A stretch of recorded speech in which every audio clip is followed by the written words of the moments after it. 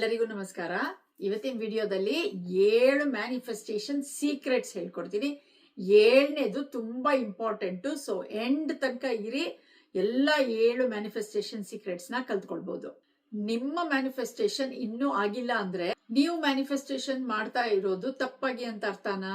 ಅಥವಾ ಮ್ಯಾನಿಫೆಸ್ಟೇಷನ್ ಬಗ್ಗೆ ನಮ್ಗೆ ಹೇಳ್ದೆ ಇರುವ ಕೆಲವು ಡೀಪರ್ ಸೀಕ್ರೆಟ್ಸ್ ಇದೆಯಾ? ಸಾಮಾನ್ಯವಾಗಿ ಏನ್ ಕೇಳ್ತೀವಿ, ಪಾಸಿಟಿವ್ ಆಗಿ ಯೋಚಿಸಿ, ವಿಜುವಲೈಸೇಷನ್ ಮಾಡಿ, ಅಫರ್ಮೇಶನ್ ಹೇಳಿ, ಬೋರ್ಡ್ ಮಾಡಿ, ನಿಮ್ಮ ಡ್ರೀಮ್ಸ್ ನಲ್ಲಿ ನಂಬಿಕೆ ಇಡಿ. ಇವೆಲ್ಲವೂ ಡೆಫಿನೆಟ್ಲಿ ಹೆಲ್ಪ್ಫುಲ್ ಆಗಿರುತ್ತೆ. ಆದ್ರೆ ಮ್ಯಾನಿಫೆಸ್ಟೇಷನ್ ಅಂದ್ರೆ ಇಷ್ಟೇ ಅಲ್ಲ. ನೀವು ದಿನಕ್ಕೆ 100 ಸಲ I am abundant, I am successful, I am worthy ಅಂತ ಹೇಳ್ಬೋದು. ಆದ್ರೆ ಒಳಗಡೆ ಮನ್ಸಲ್ಲಿ ನನಗ್ ಸಕ್ಸಸ್ ಸಿಕ್ಕೋದು ತುಂಬಾ ಕಷ್ಟ, ದುಡ್ಡು ನನ್ನ ಹತ್ರ ಉಳಿಯೋದೇ ಇಲ್ಲ, ನಾನು ಅಷ್ಟೇ ಲಕ್ಕಿ ಅಲ್ಲ, ನನ್ನಿಂದ ಆಗೋದೇ ಇಲ್ಲ ಅಂತ ನಂಬಿದ್ರೆ ಅದೇ ರೀತಿ ನೀವು ಪ್ರತಿದಿನ ನಿಮ್ಮ ಡ್ರೀಮ್ ಲೈಫ್ ನ ವಿಜುವಲೈಸ್ ಮಾಡಬಹುದು. ಆದ್ರೆ ಬೆಳಗ್ಗೆ ಎದ್ದಿದ ತಕ್ಷಣ ಭಯದಿಂದ ಒಂದು ಡಿಸಿಷನ್ ತಗೊಂಡ್ರೆ ಆಗ ನಮ್ಮ ಒಳಗಿನ ಜಗತ್ತು ಮತ್ತೆ ಹೊರಗಿನ ಜಗತ್ತು ಒಂದೇ ಡೈರೆಕ್ಷನ್ ಅಲ್ಲಿ ಇರಲ್ಲ. ಹಾಗಾಗಿ ಇವತ್ತಿನ ವಿಡಿಯೋದಲ್ಲಿ ನಾನು ನಿಮಗೆ 7 ಹಿಡನ್ ಲಾಸ್ ಹೇಳ್ತೀನಿ. ಇವುಗಳನ್ನ ಅರ್ಥ ಮಾಡ್ಕೊಂಡ್ಬಿಟ್ರೆ ನೀವು ಮ್ಯಾನಿಫೆಸ್ಟೇಷನ್ ನ ನೋಡೋ ರೀತಿನೇ ಬದಲಾಗೋಗುತ್ತೆ. ಮತ್ತು 7ನೇ ಲಾ ಇದೆ ಅಲ್ವಾ, ಅದು ನಿಮ್ಮ ಥಿಂಕಿಂಗ್ ಅನ್ನೇ ಚೇಂಜ್ ಮಾಡುತ್ತೆ. ನಿಮ್ಮ ಹೊರಗಿನ ಜೀವನಕ್ಕಿಂತ ಮೊದಲು ನಿಮ್ಮ ಒಳಗಿನ ಜೀವನ ಅದು ಬದಲಾಗಬೇಕು. ಮೊದಲು ಹಿಡನ್ ಲಾ ಏನ್ ಗೊತ್ತಾ?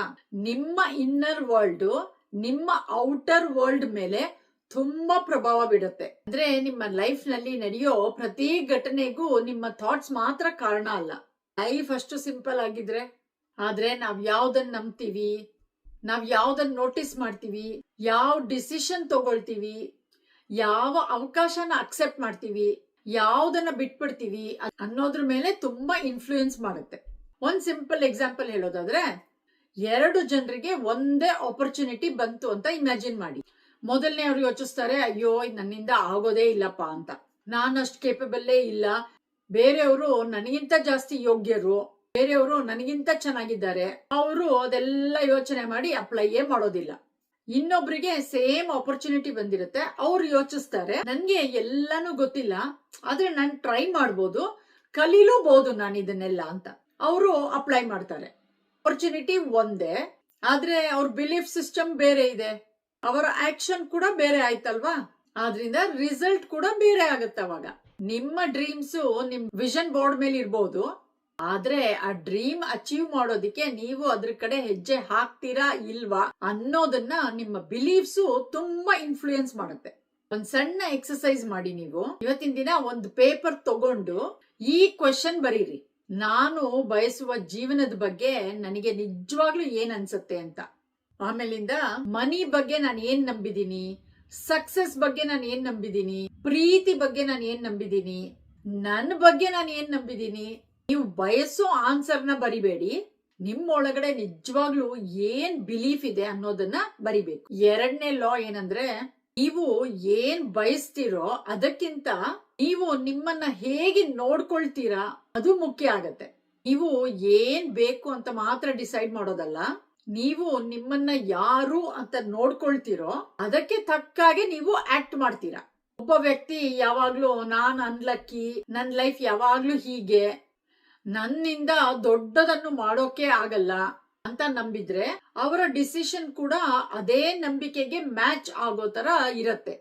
ಆದ್ರೆ ಅದೇ ನಾನ್ ಕೇಪಬಲ್ಲು, ನಾನ್ ಕಲಿಬಲ್ಲೆ, ನಾನ್ ಗ್ರೋ ಆಗ್ಬಲ್ಲೆ, ನನಗೆ ಇನ್ನೂ ಪಾಸಿಬಿಲಿಟೀಸ್ ಇದೆ ಅಂತ ನಂಬೋ ವ್ಯಕ್ತಿ ಇರ್ತಾರಲ್ಲ, ಅವರು ಬೇರೆ ರೀತಿನೇ ಬಿಹೇವ್ ಮಾಡ್ತಾರೆ. ಒಂದು ಪ್ರಶ್ನೆ ನಿಮಗೆ, ನಿಮ್ಮ ಡ್ರೀಮ್ ಲೈಫ್ ನ ಬದುಕ್ತಾ ಇರೋ ಅಂತ ನಿಮ್ಮ ಫ್ಯೂಚರ್ ವರ್ಷನ್ ಹೇಗಿರ್ತಾರೆ, ಹೇಗ್ ಮಾತಾಡ್ತಾರೆ, ಹೇಗ್ ಡಿಸಿಷನ್ಸ್ ತಗೊಳ್ತಾರೆ, ಅವ್ರ ಕಾನ್ಫಿಡೆನ್ಸ್ ಹೇಗಿರುತ್ತೆ, ಅವ್ರು ಏನಾದ್ರೂ ಪ್ರಾಬ್ಲಮ್ಸ್ ಬಂದಾಗ ಹೇಗೆ ಎದುರಿಸ್ತಾರೆ, ನೀವು ಆ ವರ್ಷನ್ ಆಗ್ಬೇಕು ಅಂತ ಕಾಯ್ಬೇಡಿ. ಇವತ್ತಿಂದ ಆ ವರ್ಷನ್ನ ಕೆಲವು ಕ್ವಾಲಿಟೀಸ್ ನ ನೀವು ಪ್ರಾಕ್ಟೀಸ್ ಮಾಡಕ್ಕೆ ಶುರು ಮಾಡಿ. ನಿಮ್ಮ ಡ್ರೀಮ್ ಲೈಫ್ ನ ಮಾತ್ರ ವಿಜುವಲೈಸ್ ಮಾಡಬೇಡಿ, ಆ ಡ್ರೀಮ್ ಲೈಫ್ ಅಲ್ಲಿ ಬದುಕ್ತಿರೋ ನಿಮ್ಮನ್ನ ವಿಜುವಲೈಸ್ ಮಾಡಿ. 3ನೇ ಲಾ ಏನಂದ್ರೆ, ನೀವ್ ಯಾವ್ದ್ರ ಮೇಲೆ ಹೆಚ್ಚು ಫೋಕಸ್ ಮಾಡ್ತಿರೋ ಅದನ್ನೇ ಗಮನಿಸಕ್ ಶುರು ಮಾಡ್ತೀರಾ. ಸೊ ಈ 3ನೇ ಲಾ ನಮ್ಮ ಅಟೆನ್ಷನ್ ಬಗ್ಗೆ ಇರೋದು. ನಿಮ್ಮ ಸುತ್ತಮುತ್ತ ಪ್ರತಿದಿನ ಸಾವಿರಾರು ವಿಷಯಗಳು ನಡೀತಾ ಇರತ್ತೆ, ಆದ್ರೆ ನಿಮ್ ಬ್ರೈನು ಎಲ್ಲಾನು ಗಮನಿಸ್ತಾ ಇರಲ್ಲ. ಅದು ಕೆಲವು ವಿಷಯಗಳಿಗೆ ಮಾತ್ರ ಅಟೆನ್ಷನ್ ಕೊಡ್ತಾ ಇರುತ್ತೆ. ಸಿಂಪಲ್ ಎಕ್ಸಾಂಪಲ್ ಹೇಳೋದಾದ್ರೆ, ನೀವು ಒಂದು ಹೊಸ ಕಾರ್ ತಗೊಳ್ಬೇಕು ಅಂತ ಡಿಸೈಡ್ ಮಾಡಿದ್ಮೇಲೆ ಅದೇ ಕಾರ್ ಮಾಡೆಲ್ಗಳು ರಸ್ತೆನಲ್ಲಿ ಹೆಚ್ಚಾಗಿ ಕಾಣಿಸಕ್ ಶುರುವಾಗುತ್ತೆ. ಆದ್ರೆ ಆ ದಿನ ಮಾತ್ರ ಆ ಕಾರ್ಗಳು ಬಂದಿಲ್ಲ, ನಿಮ್ಮ ಅಟೆನ್ಷನ್ ಬದಲಾಗಿದೆ. ಮೊದ್ಲು ಗಮನಿಸ್ತಾ ಇದ್ದಿದ್ದನ್ನ ಇವಾಗ ನೋಟಿಸ್ ಮಾಡಕ್ ಶುರು ಮಾಡಿದೀರಾ. ಇದೇ ಕಾರಣಕ್ಕೆ ವಿಷನ್ ಬೋರ್ಡು, ಅಫರ್ಮೇಶನ್ಸ್, ವಿಜುವಲೈಸೇಷನ್ ಇವೆಲ್ಲ ಹೆಲ್ಪ್ ಆಗುತ್ತೆ. ನೀವು ನಿಮ್ಮ ಗೋಲ್ ಬಗ್ಗೆ ರಿಪೀಟೆಡ್ ಆಗಿ ಫೋಕಸ್ ಮಾಡಿದಾಗ ಆ ಗೋಲ್ಗೆ ಸಂಬಂಧಿಸಿದಂತ ಆಪರ್ಚುನಿಟೀಸು, ಐಡಿಯಾಸು, ಪಾಸಿಬಿಲಿಟೀಸು ನಿಮ್ಮ ಗಮನಕ್ಕೆ ಬರಕ್ಕೆ ಶುರುವಾಗುತ್ತೆ. ಇದರರ್ಥ ಸಿಂಪ್ಲಿ ಯಾವುದನ್ನಾದ್ರೂ ಥಿಂಕ್ ಮಾಡಿದ್ರೆ ನಿಮ್ ಮುಂದೆ ಮ್ಯಾಜಿಕ್ ಆಗಿ ಬಂದು ನಿಂತು ಬಿಡತ್ತೆ ಅಂತಲ್ಲ. ನಿಮ್ಮ ಫೋಕಸ್ ಬದಲಾದ್ರೆ ನೀವು ನೋಟಿಸ್ ಮಾಡೋದು ಮತ್ತೆ ರೆಸ್ಪಾಂಡ್ ಮಾಡೋದು ಬದಲಾಗುತ್ತೆ. ನೀವು 7 ದಿನದ ಚಾಲೆಂಜ್ ತಗೊಂಡ್ ನೋಡಿ, ಮುಂದಿನ 7 ದಿನದ ತನಕ ಒಂದೇ ಒಂದು ಗೋಲ್ನ ಚೂಸ್ ಮಾಡಿ. ನೀವು ಪ್ರತಿದಿನ ಬೆಳಗ್ಗೆ ಎದ್ದು ಅದನ್ನ ಬರೀರಿ. ಆಮೇಲಿಂದ ಒಂದು ಪ್ರಶ್ನೆ ನಿಮಗೆ ಕೇಳ್ಕೊಳ್ಳಿ, ಇವತ್ತು ನನ್ನ ಗೋಲ್ಗೆ ಸಂಬಂಧಿಸಿದಂತ ಯಾವ ಆಪರ್ಚುನಿಟಿನ ನಾನು ಇವತ್ತಿಂದ ಗಮನಿಸಬಹುದು ಅಂತ. 4ನೇ ಲಾ ತುಂಬಾ ಇಂಪಾರ್ಟೆಂಟ್. ಬರೀ ಅಫರ್ಮೇಶನ್ ಹೇಳೋದು ಮಾತ್ರ ಅಲ್ಲ, ಅದನ್ನ ಫೀಲ್ ಮಾಡೋದು ತುಂಬಾ ಇಂಪಾರ್ಟೆಂಟ್ ಆಗುತ್ತೆ. ನೀವು ಆ ಹೇಳೋ ಮಾತುಗಳಿಗಿಂತ ಆ ಮಾತುಗಳ ಬಗ್ಗೆ ಒಳಗಡೆಯಿಂದ ಏನ್ ಫೀಲಿಂಗ್ ಆಗತ್ತೆ ಅದು ತುಂಬಾ ಮುಖ್ಯ. ನೀವ್ ಹೇಳ್ತೀರಾ, I am abundant, I am successful, I am confident, I am worthy. ಆದ್ರೆ ಒಳಗಡೆಯಿಂದ ನಿಜವಾಗ್ಲೂನಾ ಅಯ್ಯೋ ಇದೆಲ್ಲ ನನ್ನಿಂದ ಆಗೋದೇ ಇಲ್ಲ, ನನ್ಗೆ ಹೇಗಿದೆಲ್ಲ ಸಿಕ್ಕಕ್ ಸಾಧ್ಯ ಇದೆ ಅಂತ ನಿಮ್ಗೆಲ್ಲ ಡೌಟ್ ಇದ್ರೆ ನ್ಯಾಚುರಲ್ ಆಗಿ ಆ ಅಫರ್ಮೇಶನ್ ನಿಮ್ಗೆ ಫೀಲ್ ಆಗೋದೇ ಇಲ್ಲ. ಆದ್ರಿಂದ ಒಮ್ಮೆಲೆನೆ ನೀವು ಐ ಆಮ್ ಎ ಬಿಲಿಯನೇರ್ ಅಂತ ಹೇಳೋದು ನಿಮ್ಗೆ ಟೋಟಲಿ ಅನ್ಬಿಲಿಯಬಲ್, ಸಾಧ್ಯನೇ ಇಲ್ಲ ಅಂತ ಅನ್ಸಿದ್ರೆ ಸ್ವಲ್ಪ ನಂಬಿಕೆ ಬರುವಂತ ಅಫರ್ಮೇಶನ್ ಗಳನ್ನ ಯೂಸ್ ಮಾಡಿ. ಎಕ್ಸಾಂಪಲ್ ಹೇಳೋದಾದ್ರೆ, ನಾನು ನನ್ನ ಫೈನಾನ್ಷಿಯಲ್ ಸಿಚುವೇಶನ್ ನ ದಿನದಿಂದ ದಿನಕ್ಕೆ ನಾನು ಇಂಪ್ರೂವ್ ಮಾಡ್ಕೊಳ್ತಾ ಇದ್ದೀನಿ, ನನ್ನ ಜೀವನದಲ್ಲಿ ಇನ್ನಷ್ಟು ಜಾಸ್ತಿ ಪಾಸಿಬಿಲಿಟೀಸ್ ಇದೆ ಅನ್ನೋದನ್ನ ನಾನು ಓಪನ್ ಮೈಂಡ್ ಇಂದ ನೋಡಲು ಕಲಿತಾ ಇದ್ದೀನಿ, ನಾನು ನನ್ನ ಬಗ್ಗೆ ಇನ್ನಷ್ಟು ನಂಬಿಕೆ ಬೆಳೆಸ್ಕೊಳ್ತಾ ಇದ್ದೀನಿ. ಸೊ ಇದನ್ನ ಒಂದು 3 ಸ್ಟೆಪ್ ಮೆಥಡ್ ಇದೆ. ಯಾವಾಗ್ಲಾದ್ರೂ ನಿಮ್ಗೆ ನೆಗೆಟಿವ್ ಫೀಲಿಂಗ್ ಬಂದಾಗ ಸ್ಟೆಪ್ 1 ಮೊದ್ಲು ಯೋಚನೆ ಮಾಡಿ, ನಾನೀಗ ಏನ್ ಫೀಲ್ ಮಾಡ್ತಾ ಇದ್ದೀನಿ. 2ನೇ ಸ್ಟೆಪ್, ಈ ಫೀಲಿಂಗಿಗೆ ಕಾರಣ ಆಗಿರುವಂತ ಆ ಥಾಟ್ ಏನದು. 3ನೇ ಸ್ಟೆಪ್, ಇದಕ್ಕಿಂತ ಸ್ವಲ್ಪ ಬೆಟರ್ ಆಗಿರುವಂತ ಬಿಲೀವೇಬಲ್ ಆಗಿರುವಂತ ಥಾಟ್ ಯಾವುದು. ಅಫರ್ಮೇಶನ್ಸ್ ನಿಮ್ಮ ಎಮೋಷನ್ಸ್ ಇಂದ ಓಡ್ ಹೋಗೋಕಲ್ಲ, ನಿಮ್ಮ ಎಮೋಷನ್ಸ್ ಜೊತೆಗಿನ ರಿಲೇಶನ್ಶಿಪ್ ಅನ್ನ ಬದಲಿಸೋಕೆ. 5ನೇ ಲಾ, ಡಿಟ್ಯಾಚ್ಮೆಂಟ್ ಅಂದ್ರೆ ನಿಮ್ಮ ಡ್ರೀಮ್ಸ್ ಅನ್ನ ಬಿಟ್ಟು ಬಿಡೋದು ಅಂತಲ್ಲ. ಡಿಟ್ಯಾಚ್ಮೆಂಟ್ ಅನ್ನೋದು ಈ ಮ್ಯಾನಿಫೆಸ್ಟೇಷನ್ ವರ್ಡ್ ನಲ್ಲಿ ತುಂಬಾ ಯೂಸ್ ಆಗುವಂತ ವರ್ಡ್ ಇದು. ಇದ್ರ ಮೀನಿಂಗ್ ನ ತುಂಬಾ ಜನ ತಪ್ಪಾಗಿ ಅರ್ಥ ಮಾಡ್ಕೊಂಡ್ ಬಿಡ್ತಾರೆ. ಡಿಟ್ಯಾಚ್ಮೆಂಟ್ ಅಂದ್ರೆ ನನಗಿದ್ ಬೇಡ, ನನಗಿದ್ರ ಬಗ್ಗೆ ಕೇರ್ ಇಲ್ಲ, ನಾನ್ ನನ್ನ ಡ್ರೀಮ್ಸ್ ನೆಲ್ಲ ಬಿಟ್ಬಿಟ್ಟೆ, ಅದಲ್ಲ. ನೀವು ನಿಮ್ಮ ಡ್ರೀಮ್ ಅನ್ನು ತುಂಬಾ ಸ್ಟ್ರಾಂಗ್ಲಿ ಡಿಸೈರ್ ಮಾಡಬಹುದು, ಆದ್ರೆ ಅದು ಯಾವಾಗ ಸಿಕ್ಕತ್ತೆ ಅನ್ನೋದನ್ನ ಕಂಟ್ರೋಲ್ ಮಾಡದೆ ಇರೋದಿದೆ ಅಲ್ವಾ, ಅದು ಡಿಟ್ಯಾಚ್ಮೆಂಟ್. ಎಕ್ಸಾಂಪಲ್ ಹೇಳೋದಾದ್ರೆ, ನೀವ್ ಹೇಳ್ಬೋದು, ನನಗೆ ಈ ಡ್ರೀಮ್ ತುಂಬಾ ಬೇಕು, ಆದ್ರೆ ಅದೇ ಸಮಯದಲ್ಲಿ ಇದು ಈಗ್ಲೇ ಆಗ್ಬೇಕು, ಇದಾಗದೆ ಹೋದ್ರೆ ನಾನು ಹ್ಯಾಪಿಯಾಗೆ ಇರಕ್ ಸಾಧ್ಯ ಇಲ್ಲ ಅಂತ ಇರಬಾರ್ದು. ನೀವು ಡಿಸೈರ್ ಮಾಡ್ಬೋದು, ನೀವು ಆಕ್ಷನ್ ತಗೊಳ್ಬೋದು, ನೀವು ಹೋಪ್ ಮಾಡ್ಬೋದು, ಆದ್ರೆ ನಿಮ್ಮ ಎಲ್ಲ ಸಂತೋಷನ ಆ ಒಂದು ಡ್ರೀಮ್ಸ್ಗೆ ಅಂಟಾಕ್ಸ್ಬೇಡಿ. ನೀವ್ ಯಾವಾಗಾದ್ರೂ ಯಾಕಿದಿನ್ನೂ ಆಗಿಲ್ಲ, ಯಾವಾಗ ಆಗತ್ತೆ, ನನ್ನ ಮ್ಯಾನಿಫೆಸ್ಟೇಷನ್ ಎಲ್ಲಿದೆ ಅಂತ ಏನಾದ್ರು ಥಿಂಕ್ ಮಾಡಿದ ತಕ್ಷಣ ಅದನ್ನ ರೀಪ್ಲೇಸ್ ಮಾಡಿ. ಇವತ್ತು ನನ್ನ ಡ್ರೀಮ್ ಕಡೆ ಒಂದು ಹೆಜ್ಜೆ ಮುಂದೆ ಇಡೋಕೆ ನಾನು ಏನ್ ಮಾಡಬಹುದು. 6ನೇ ಲಾ, ಮ್ಯಾನಿಫೆಸ್ಟೇಷನ್ಗೆ ಯಾವಾಗ್ಲೂ ಆಕ್ಷನ್ ಅಂತೂ ಬೇಕೇ ಬೇಕು. ಇದು ತುಂಬಾ ಮುಖ್ಯವಾದದ್ದು. ಮ್ಯಾನಿಫೆಸ್ಟೇಷನ್ ಅಂದ್ರೆ ನಾನು ವಿಜುವಲೈಸ್ ಮಾಡ್ತೀನಿ, ಅಫರ್ಮೇಶನ್ ಹೇಳ್ತೀನಿ, ಯೂನಿವರ್ಸ್ ನನ್ನ ಡ್ರೀಮ್ಸ್ ನೆಲ್ಲ ತಂದ್ಕೊಡತ್ತೆ ಅಂತ ಸೋಫಾದ ಮೇಲೆ ಆರಾಮಾಗಿ ಕೂತ್ಕೊಳ್ಳೋದಲ್ಲ. ವಿಜುವಲೈಸೇಷನ್ ನಿಮ್ಗೆ ಡೈರೆಕ್ಷನ್ ತೋರಿಸುತ್ತೆ, ಅಫರ್ಮೇಶನ್ ನಿಮ್ಮ ಮೈಂಡ್ ಸೆಟ್ ನ ಬದಲಾಯಿಸೋಕೆ ಹೆಲ್ಪ್ ಮಾಡುತ್ತೆ, ವಿಷನ್ ಬೋರ್ಡು ನಿಮ್ಮ ಗೋಲ್ ಕಡೆಗೆ ಫೋಕಸ್ ಮಾಡೋದಿಕ್ಕೆ ಹೆಲ್ಪ್ ಮಾಡುತ್ತೆ. ಆದ್ರೆ ಆಕ್ಷನ್ ತಗೊಳ್ಳೋದು ತುಂಬಾ ಇಂಪಾರ್ಟೆಂಟ್ ಆಗಿರೋದು ನಿಮ್ಮ ಕೆಲಸ. ಅದು ಎಕ್ಸಾಂಪಲ್ ಹೇಳೋದಾದ್ರೆ, ನೀವೇನಾದ್ರೂ ಬಿಸ್ನೆಸ್ ಮಾಡ್ಬೇಕು ಅಂತ ಅನ್ಕೊಂಡಿದ್ದೀರಾ ಅಂತಂದ್ರೆ ಆ ಬಿಸ್ನೆಸ್ ಬಗ್ಗೆ ಸ್ಟಡಿ ಮಾಡ್ಬೇಕು, ಆ ಬಿಸ್ನೆಸ್ ನ ಹೇಗ್ ರನ್ ಮಾಡ್ಬೇಕು, ಅದಕ್ಕೆ ಯಾರೆಲ್ಲ ಟೀಮ್ ಮೆಂಬರ್ಸ್ ಬೇಕಾಗ್ತಾರೆ. ಸೊ ಇದೆಲ್ಲಾನು ಆಕ್ಷನ್ ತಗೊಳ್ಳೋವಂಥದ್ದು ನಿಮ್ಮ ಕೆಲಸ ಅಲ್ವಾ. ಮ್ಯಾನಿಫೆಸ್ಟೇಷನ್ ನಿಮ್ಮ ಇಮ್ಯಾಜಿನೇಷನ್ ಅಲ್ಲಿ ಶುರುವಾಗುತ್ತೆ, ಆದ್ರೆ ಅದ್ರ ಟ್ರಾನ್ಸ್ಫಾರ್ಮೇಶನ್ ನಿಮ್ಮ ಆಕ್ಷನ್ಸ್ ನಲ್ಲಿ ಆಗತ್ತೆ. ಬಾಬ್ ಪ್ರಾಕ್ಟರ್ ಹೇಳ್ತಾರಲ್ವಾ, if you see it in your mind you can hold it in your hand ಅಂತ. ಆತರ ನೀವು ನಿಮ್ಮ ಮನಸ್ಸಿನ ಕಣ್ಣಲ್ಲಿ ನೋಡಿದ್ರೆ ಆಮೇಲಿಂದ ಒಂದಿನ ಅದನ್ನ ಕೈಯಲ್ಲಿ ಹಿಡ್ಕೊಳ್ತೀರಾ ನೀವು. 7ನೇ ಲಾ ತುಂಬಾ ತುಂಬಾ ತುಂಬಾ ಮುಖ್ಯವಾದದ್ದು. ನೀವು ಬಯಸ್ತಾ ಇರುವಂತ ಜೀವನಕ್ಕೆ ನೀವು ರೆಡಿ ಆಗ್ಬೇಕು. ಇದು ಕೊನೆಯ ಲಾ. ನನಗೆ ಪರ್ಸನಲಿ ಇದು ತುಂಬಾ ಪವರ್ಫುಲ್ ಅನ್ಸತ್ತೆ. ನೀವು ಬಯಸ್ತಿರೋ ಅಂತ ಒಂದು ಪಾಸಿಬಿಲಿಟಿಗೆ ನೀವು ನಿಮ್ಮನ್ನು ತಯಾರು ಮಾಡ್ಕೊಂಡು ಓಪನ್ ಆಗ್ಬೇಕು. ಕೆಲವೊಮ್ಮೆ ಏನಾಗುತ್ತೆ, ನಾವು ಒಂದ್ ಲೈಫ್ ಬೇಕು ಅಂತ ಹೇಳ್ತೀವಿ, ಆದ್ರೆ ನಮ್ ಬಿಹೇವಿಯರ್ ಬೇರೆ ಸ್ಟೋರಿನೇ ಹೇಳತ್ತೆ. ಫಾರ್ ಎಕ್ಸಾಂಪಲ್ ಹೇಳೋದಾದ್ರೆ, ನನ್ಗೆ ಪ್ರೀತಿ ಬೇಕು ಅಂತ ಹೇಳ್ತೀವಿ, ಆದ್ರೆ ನಾವ್ ಯಾರನ್ನೂ ಟ್ರಸ್ಟೇ ಮಾಡಲ್ಲ. ನನ್ಗೆ ಸಕ್ಸಸ್ ಬೇಕು ಅಂತ ಹೇಳ್ತೀವಿ, ಆದ್ರೆ ಫೇಲ್ಯೂರ್ಗೆ ತುಂಬಾ ಹೆದರ್ತೀವಿ. ನನ್ಗೆ ಅಬಂಡೆನ್ಸ್ ಬೇಕು ಅಂತ ಹೇಳ್ತೀವಿ, ಆದ್ರೆ ಯಾವಾಗ್ಲೂ ನಮ್ ಮನ್ಸಲ್ಲಿ ನನ್ನಿಂದ ಆಗಲ್ಲ, ನನಗ್ ಸಾಧ್ಯವಿಲ್ಲ, ನನ್ ಲಕ್ ಕೆಟ್ಟದ್ದು ಅಂತ ಹೇಳ್ತಾ ಇರ್ತೀವಿ. ನಮ್ಗೆ ಹೊಸ ಲೈಫ್ ಬೇಕು, ಆದ್ರೆ ಹಳೆ ಐಡೆಂಟಿಟಿ ಇರತ್ತಲ್ಲ, ಅದನ್ನ ಬಿಡೋಕೆ ನಾವು ರೆಡಿ ಇರಲ್ಲ.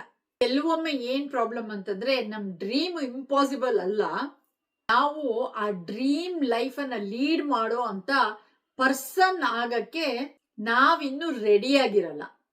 ಎಕ್ಸಾಂಪಲ್ ಹೇಳೋದಾದ್ರೆ, ನಿಮ್ಗೆ ಲಕ್ಷಾಂತರ ಜನರ ಮುಂದೆ ನಿಂತ್ಕೊಂಡು ಮಾತಾಡ್ಬೇಕು ಅನ್ನೋ ಒಂದು ಡ್ರೀಮ್ ಇದ್ರೆ, ನೀವು ಕಾಣಿಸ್ಕೊಳ್ಳೋದಿಕ್ಕೆ ಕಂಫರ್ಟೇಬಲ್ ಆಗ್ಬೇಕು. ಕ್ರಿಟಿಸಿಸಮ್ ನ ಕೂಡ ಹ್ಯಾಂಡಲ್ ಮಾಡೋಕೆ ಕಲಿಬೇಕು. ಕಮ್ಯುನಿಕೇಶನ್ ನ ಇಂಪ್ರೂವ್ ಮಾಡ್ಕೊಳ್ಬೇಕಾಗತ್ತೆ. ಯಾರು ನೋಡ್ಲಿ ನೋಡದೆ ಹೋಗ್ಲಿ ನೀವು ಶೋ ಅಪ್ ಮಾಡ್ಬೇಕು. ಆಮೇಲೆ ಎವ್ರಿ ಡೇ ಪ್ರಾಕ್ಟೀಸ್ ಮಾಡ್ಬೇಕು. ಅದಕ್ಕೆ ನಿಮ್ಮ ಡ್ರೀಮ್ ನಿಮ್ಮನ್ನ ಏನ್ ಕೇಳತ್ತೆ ಗೊತ್ತಾ, ನೀನ್ ನನ್ನನ್ನ ಇಮ್ಯಾಜಿನ್ ಮಾಡ್ಕೊಳ್ಬಹುದಾ ಅಂತ ಮಾತ್ರ ಅಲ್ಲ, ಅದು ಕೇಳ್ತಿರೋದು ನನ್ನನ್ನು ರಿಸೀವ್ ಮಾಡೋಕೆ ಬೇಕಾದಂತ ವ್ಯಕ್ತಿ ಆಗಲು ನೀನು ರೆಡಿನಾ ಅಂತ ಕೇಳತ್ತೆ. ಹಾಗಾದ್ರೆ ಇವತ್ತಿನ ಆ 7 ಹಿಡನ್ ಲಾಸ್ ಏನು ಅನ್ನೋದನ್ನ ರೀಕ್ಯಾಪ್ ಮಾಡ್ಕೊಳ್ಳೋಣ. ನಿಮ್ಮ ಇನ್ನರ್ ವರ್ಲ್ಡ್ ನಿಮ್ಮ ಔಟರ್ ವರ್ಲ್ಡಿನ ಪ್ಯಾಟ್ರನ್ಸ್ ನ ಇನ್ಫ್ಲೂಯೆನ್ಸ್ ಮಾಡುತ್ತೆ. ನಿಮ್ಮ ಐಡೆಂಟಿಟಿ ನಿಮ್ಮ ಬಿಹೇವಿಯರ್ ಮತ್ತು ಚಾಯ್ಸಸ್ ಮೇಲೆ ಇನ್ಫ್ಲೂಯೆನ್ಸ್ ಮಾಡುತ್ತೆ. ನೀವ್ ಯಾವ್ದ್ರ ಮೇಲೆ ಫೋಕಸ್ ಮಾಡ್ತೀರೋ ಅದನ್ನ ಹೆಚ್ಚು ನೋಟಿಸ್ ಮಾಡಕ್ ಶುರು ಮಾಡ್ತೀರಾ. ಅಫರ್ಮೇಶನ್ಸ್ ಬರೀ ವರ್ಡ್ಸ್ ಗಳು ಮಾತ್ರ ಅಲ್ಲ, ಅವುಗಳ ಜೊತೆಗಿನ ಫೀಲಿಂಗ್ಸ್ ಕೂಡ ಮುಖ್ಯವಾದದ್ದು. ಡಿಟ್ಯಾಚ್ಮೆಂಟ್ ಅಂದ್ರೆ ಡ್ರೀಮ್ಸ್ ಬಿಟ್ಬಿಡೋದು ಅಂತಲ್ಲ, ಔಟ್ಕಮ್ ಅನ್ನ ಕಂಟ್ರೋಲ್ ಮಾಡುವಂತ ಒಬ್ಸೆಷನ್ ನ ಬಿಡೋದು. ಮ್ಯಾನಿಫೆಸ್ಟೇಷನ್ಗೆ ಆಕ್ಷನ್ ಬೇಕು. ನೀವು ಬಯಸ್ತಿರೋ ಅಂತ ಡ್ರೀಮ್ ಲೈಫಿಗೆ ನೀವು ನಿಮ್ಮನ್ನು ರೆಡಿ ಮಾಡ್ಕೊಳ್ಬೇಕು. ವಿಡಿಯೋ ಮುಗ್ಸಕ್ ಮೊದಲು ಒಂದು ಸಣ್ಣ ಎಕ್ಸರ್ಸೈಸ್ ಮಾಡೋಣ. ನಿಮ್ಮ ಕಣ್ಗಳನ್ನ ಮುಚ್ಚಿ ಒಂದು ಡೀಪ್ ಆಗಿ ಉಸಿರು ಎಳಿರಿ, ಆಮೇಲೆ ನಿಧಾನವಾಗಿ ಉಸಿರು ಬಿಡಿ. ಈಗ ನೀವು ತುಂಬಾ ದಿನಗಳಿಂದ ಒಂದೇನೋ ಡ್ರೀಮ್ ಇಟ್ಕೊಂಡಿದ್ದೀರಾ, ಅದ್ರ ಬಗ್ಗೆ ಯೋಚಿಸಿ 1 ನಿಮಿಷ. ಅದು ಹೇಗಿರತ್ತೆ, ಅದನ್ನ ನೀವು ಪಡೆದಾಗ ಹೇಗಿರ್ತೀರಾ ಅದನ್ನ ಇಮ್ಯಾಜಿನ್ ಮಾಡ್ಕೊಳ್ಳಿ. ಯಾವ ರೀತಿ ಲೈಫ್ ಬದುಕ್ತಾ ಇದ್ದೀರಾ, ಏನ್ ಫೀಲ್ ಮಾಡ್ಕೊಳ್ತಾ ಇದ್ದೀರಾ, ಆ ಜೀವನದಲ್ಲಿ ನೀವು ಹೇಗಿರ್ತೀರಾ. ಈಗ ನಿಮ್ಮ ಫ್ಯೂಚರ್ ವರ್ಷನ್ ಅನ್ನ ನೀವು ನೋಡಿ. ಅವ್ರು ಹೇಗಿದ್ದಾರೆ, ಅವ್ರ ಕಾನ್ಫಿಡೆನ್ಸ್ ಹೇಗಿದೆ, ಅವ್ರು ಯಾವ ರೀತಿ ಯೋಚಿಸ್ತಾರೆ, ಅವ್ರು ಯಾವ ರೀತಿ ಡಿಸಿಷನ್ ತಗೊಳ್ತಾ ಇದ್ದಾರೆ. ಈಗ ನಿಮ್ಮನ್ನ ನೀವು 3 ಪ್ರಶ್ನೆ ಕೇಳ್ಕೊಳ್ಳಿ. ಡ್ರೀಮ್ ಲೈಫ್ ನ ಬದುಕ್ತಾ ಇರೋ ನಾನು ಹೇಗಿದ್ದೀನಿ, ಆ ವರ್ಷನ್ ಆಫ್ ಮೀ ಏನ್ ಬಿಲೀವ್ ಮಾಡ್ತಾರೆ, ಆ ವರ್ಷನ್ ಆಗೋದಿಕ್ಕೆ ನಾನು ಇವತ್ತಿನ ದಿನ ಒಂದು ಸಣ್ಣ ಸ್ಟೆಪ್ ಏನ್ ತಗೊಳ್ಬೇಕು. ನಿಮ್ಮ ಇಡೀ ಜೀವನಾನೇ ಒಂದೇ ದಿನ ಚೇಂಜ್ ಮಾಡ್ಬೇಕು ಅಂತಿಲ್ಲ, ಒಂದೇ ಒಂದು ಸಣ್ಣ ಸ್ಟೆಪ್ ತಗೊಳ್ಳಿ. ನಿಮ್ ಡ್ರೀಮ್ ಲೈಫ್ ನಿಮ್ಗೆಲ್ಲ ಸಿಕ್ಕದ್ಮೇಲೆ ಶುರುವಾಗತ್ತೆ ಅಂತಲ್ಲ. ನೀವು ಬೇರೆ ರೀತಿ ನನ್ನ ಜೀವನ ಸಾಧ್ಯ ಅಂತ ಅನ್ಕೊಂಡು ಅಂತ ನಂಬಕ್ಕೆ ಶುರು ಮಾಡಿದ ದಿನದಿಂದನೇ ಶುರುವಾಗತ್ತೆ. ಆದ್ರಿಂದ ಡ್ರೀಮ್ ಬಿಗ್, ನಿಮ್ ಮೇಲೆ ನಂಬಿಕೆ ಇಡಿ. ನೀವು ಇನ್ಸ್ಪೈರ್ಡ್ ಆಕ್ಷನ್ ತಗೊಳ್ಳಿ. ಎಲ್ಲಾನು ಕಂಟ್ರೋಲ್ ಮಾಡ್ತೀನಿ, ನಾನು ಹೇಳ್ದಂಗೆ ಆಗ್ಬೇಕು, ನಾನು ಮಾಡ್ದಂಗೆ ಆಗ್ಬೇಕು ಅನ್ನೋದನ್ನ ಬಿಟ್ಬಿಡಿ. ಮತ್ತು ಇಂಪಾರ್ಟೆಂಟ್ ಆಗಿ ನೀವು ಆಗ್ತಿರೋಂತ ವ್ಯಕ್ತಿ ಪವರ್ನ ಯಾವತ್ತೂ ಅಂಡರ್ ಎಸ್ಟಿಮೇಟ್ ಮಾಡಬೇಡಿ. ನಿಮ್ಮಲ್ಲಿ ಚೇಂಜ್ ಆಗೋದಿಕ್ಕೆ ಆ ಪವರ್ ಇದೆ. ಯಾವತ್ತು ಡಿಸೈಡ್ ಮಾಡ್ತೀರಾ ನಾನು ಚೇಂಜ್ ಆಗ್ತೀನಿ, ಬೆಟರ್ ಲೈಫ್ ಲೀಡ್ ಮಾಡ್ತೀನಿ ಅಂತ ಹೇಳಿ, ಅವತ್ತಿನ ದಿನಾನೇ ಶುರು ನಿಮ್ಮ ಡ್ರೀಮ್ ಲೈಫ್. ಸೊ ನಿಮ್ ಮೇಲೆ ನೀವು ನಂಬಿಕೆ ಇಡಿ. ನನ್ಗಂತೂ ನಿಮ್ಗೆಲ್ಲರ ಮೇಲೂ ನಂಬಿಕೆ ಇದೆ. ನೀವ್ ಆ ಡ್ರೀಮ್ ಲೈಫ್ ಅನ್ನ ಲಿವ್ ಮಾಡ್ತೀರಾ. ನೀವೇನಾದ್ರು ಡಿಸೈಡ್ ಮಾಡಿದ್ರೆ ಇವತ್ತಿನ ದಿನಾನೇ ನಾನ್ ನನ್ನ ಡ್ರೀಮ್ ಲೈಫ್ ಅನ್ನ ಲೀಡ್ ಮಾಡ್ತೀನಿ ಅಂತ ಕಾಮೆಂಟ್ ಸೆಕ್ಷನ್ ಅಲ್ಲಿ ಹಾಕಿ ನನ್ನ ಡ್ರೀಮ್ ಲೈಫ್ ಅಂತ. ಸೊ ನಿಮಗೇನಾದ್ರೂ ಈ ವಿಡಿಯೋ ಇಷ್ಟ ಆಗಿದೆ ಅಂತಂದ್ರೆ ಲೈಕ್ ಮಾಡಿ, ಕಾಮೆಂಟ್ ಮಾಡಿ, ಶೇರ್ ಮಾಡಿ, ಹಾಗೆ ಸಬ್ಸ್ಕ್ರೈಬ್ ಮಾಡಿ ನಮ್ಮ ಚಾನಲ್ಗೆ. Thank you so very much for watching.